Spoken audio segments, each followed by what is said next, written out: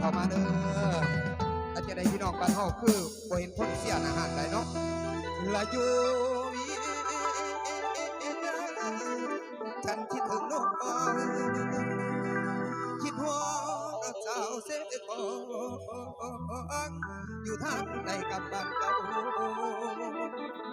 คิดเห็นว่าสองน้องสัญญาสายปันก็อยู่สุดและนั่งร่วมกันอยู่หาดทรายที่มีน้ำเกินประสานกองลอยกายน้ำหาดทรายมันใสเปรียบดังคำมาโอ้ยสัญญาลูกมาพี่น้องเศร้าเมืองเรางามพี่น้องเศร้าแขวงสารวัตรพาพี่น้องไปยามทั้งสี่กองปานี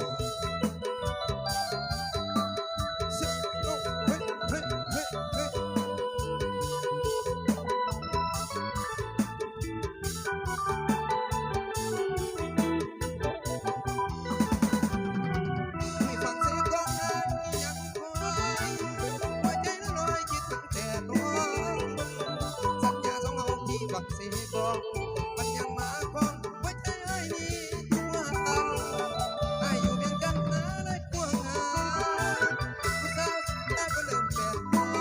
อยู่ทางยังกันไปฝันแต่เจ้าอยากขึ้นบ้านเก่าไปหาเจ้าน้องสาวเสียบอกเป็นไอ้น้องผู้สักเสียของท่านขับบันเตาเดี๋ยวนี้เขาเอาแบงค์ใส่ผู้นั้นของท่าว่าน้องแค่ฟังเสียงของสองห้องเลยสัญญาห่างกันเท่านั้นอยู่เพียงกันไอ้ยังฝันเห็นหน้ายังบ่ทันกลับมาเดี๋ยวบ่ทันได้ว่าพอไปนั่งสาวเสียงของไอ้ให้เจ้าอย่าเปลี่ยนแปลงงานแต่งเอาคงต้องมีจะได้งานนี้เราไอ้ได้สาวเสียงของไอ้คิดถึงเจ้าคือมันจะน้ำตาหนองอยากมาเกี่ยวของว่างานในงานนี้งานของไอ้ยังบ่ทันเสียก็ต้องทะเบียนอยากกินเมื่อสายโลกก็ลวงชิ้นงานเมื่อใดจะกลับไปหาพุ่งพวงจะไปเดินพวงสาวเสียกองเขามีบ้าขอเชิญพี่น้องเชิญให้น้องคอยใส่เดินให้น้องคอยใส่เดินคำสัญญาของน้องอย่าได้เปลี่ยนสาวเสียกองก้นรับประกายในตังเป็นเท่านั้นนั่นเป็นดาวสาวยังมีสู้ใหม่สัตว์เนื้อตาปากใหญ่อย่าแปรเปลี่ยน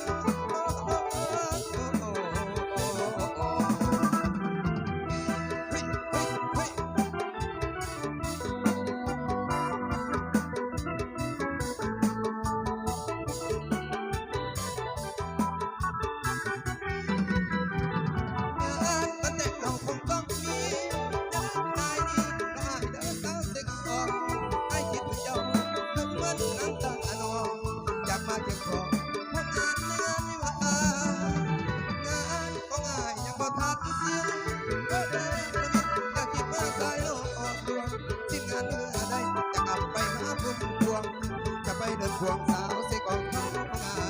วิวา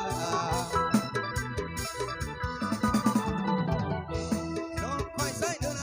ไอ้น้องคอยใส่เดินคำสัญญาให้น้องอย่าได้เปลี่ยนผู้สาวเสกองก้นเพชรประกายในต่างกาแม่ตาใส่สิ่งนั้นเป็นตาสาวอย่ามีสู้ใหม่สัญญาฝังใจอย่าแปรเปลี่ยน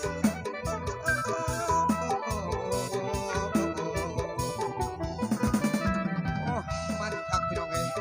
ทั้งเท่านี้น้ำออกเด้อเริ่มแล้วสองคนกันก่อนรับนี่น้ำออกแล้วซึ่งเฮ้ย